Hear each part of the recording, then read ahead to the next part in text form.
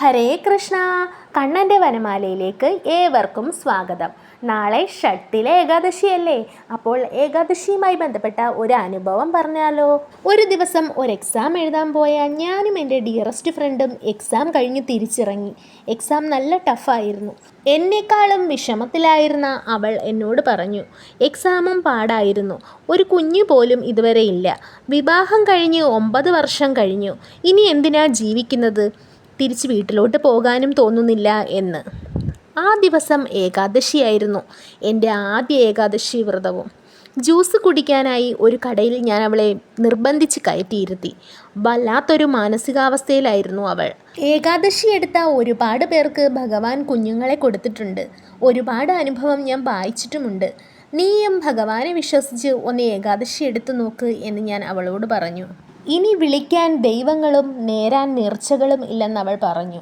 എല്ലാം ചെയ്തില്ലേ, ഇതും കൂടി ഭഗവാനെ വിശ്വസിച്ചെടുക്കൂ എന്ന് ഞാൻ അവളോട് പറഞ്ഞു. അല്ല, ഭഗവാൻ എന്നെക്കൊണ്ട് പറയിപ്പിച്ചു. അങ്ങനെ ഏകാദശിയുടെ 2 ദിവസം മുൻപേ ഞാൻ ദശമി മുതൽ വ്രതം നിൽക്കണമെന്നും എങ്ങനെയാണ് വ്രതാനുഷ്ഠാനം എന്നതിനെക്കുറിച്ചുമൊക്കെ അവളെ വിളിച്ച് ഓർമ്മിപ്പിച്ചു. അതുപോലെ അവൾ വ്രതം നിന്നു. അടുത്ത ഏകാദശിയും അങ്ങനെ കടന്നുപോയി.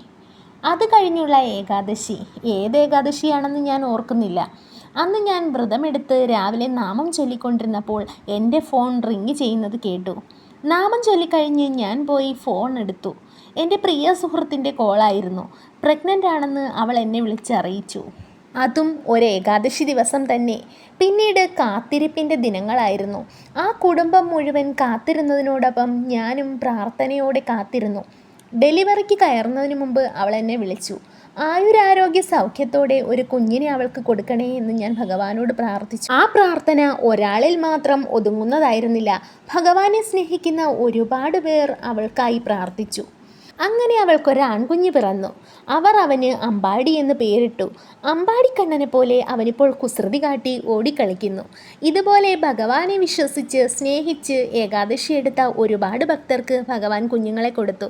സത്സന്താന ലബ്ധിക്കായി സന്താനങ്ങളില്ലാത്തവർ ഏകാദശി വ്രതം അനുഷ്ഠിച്ചു നോക്കൂ. ഏകാദശി എടുക്കുമ്പോൾ ഭഗവാൻ നിങ്ങളുടെ മനസ്സിൽ മാത്രമല്ല കൺമുൻപിൽ പൊന്നുണ്ണിയായി കുസൃതി കാട്ടി ഓടി നടക്കുന്നത് നിങ്ങൾക്ക് അനുഭവിച്ചറിയാനാകും. നിങ്ങളുടെ കൃഷ്ണാനുഭവങ്ങൾ ഈ പേജിലൂടെ പങ്കുവയ്ക്കാൻ ആഗ്രഹമുണ്ടെങ്കിൽ എനിക്ക് കമൻറ്റ് ചെയ്തോളൂ കേട്ടോ. അപ്പോൾ ഏവർക്കും ഷട്ടിലെ ഏകാദശി ആശംസകൾ. രാധേശ്യാം.